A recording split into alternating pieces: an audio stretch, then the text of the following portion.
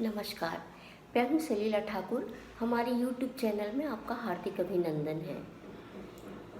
अभी ज्योतिष शास्त्र की जो जानकारी हम दे ही रहे हैं, अभी हमारे नए नए विषय की हम जानकारी दे रहे हैं। आज बहुत सारे लोगों ने बोला आप इतनी जानकारी देती हैं, आप मुझे ये बताइए क्या हम लोग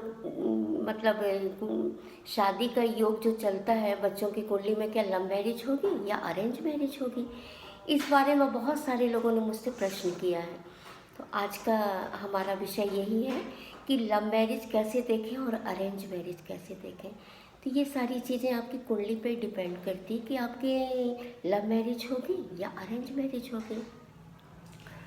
तो लव मैरिज और अरेंज मैरिज का सबसे बड़ा ये एक जो कांटेक्ट है, तो ये एक तो पंचम भाव और सप्तम भाव से होता है।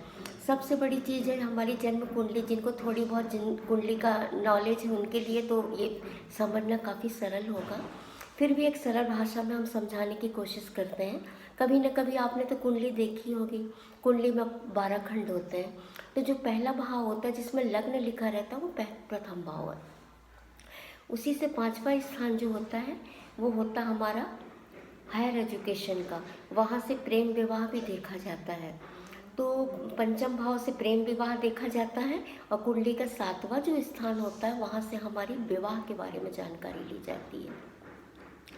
तो बहुत सारे लोग सोचते हैं कि हमारी शादी हमने लव मैरिज करना है या तो अरेंज मैरिज करना है।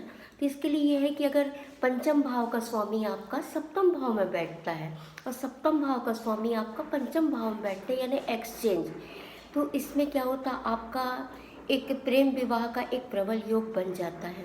या तो फिर एक दूसरी स्थिति ऐसी आती है कि सप्तम भाव जो हमारा पर्टिकुलर विवाह का ये स्थान होता है, सप्तम भाव का जो भी स्वामी होता है वो एकादश स्थान पे होता है। एकादश स्थान भी हमारा फ्रेंड सर्कल का ही स्थान माना जाता है। तो ऐसे बच्चों की शादी क्या है, कहीं सर्विस में गए, कहीं उनके फ्रेंड सर्कल के बीच में उनका कुछ ऐसा जमा दोस्ती, उसके बाद उनका विवाह हो जाता है। तो इसका ये चीज़ें होती हैं कि सप्तम भाव का स्वामी अगर पंचम में बैठे या सप्तम भाव का स्वामी एकादश में बैठे तो लव मैरिज की जो चांस बहुत अधिक होते हैं। और मान लीजिए सप्तम भाव का स्वामी अपने ही घर में बैठा है, सप्तम भाव में गुरु की दृष्टि पड़ रही है, कुछ शुभ ग्रहों की दृष्टि पड़ रही है, तो ऐसे जातक प्रेम तो करते हैं पर इनका प्रेम सक्सेस नहीं होता। ये सिर्फ अपने माँ बाप के हिसाब से ही शादी करते हैं और बहुत अधिक सुखी जिंदगी भी जीते हैं।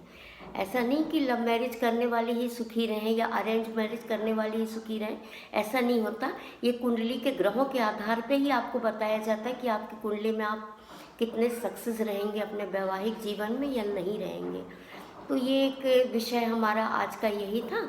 अगर आपको मेरी ये जानकारी अच्छी लगी तो कृपया मेरे चैनल को लाइक करिएगा, इसे फॉलो करिएगा। इससे हम लोगों का आत्मबल बहुत अधिक बढ़ता है और आप लोग का सहयोग हमेशा बना रहता है। धन्यवाद।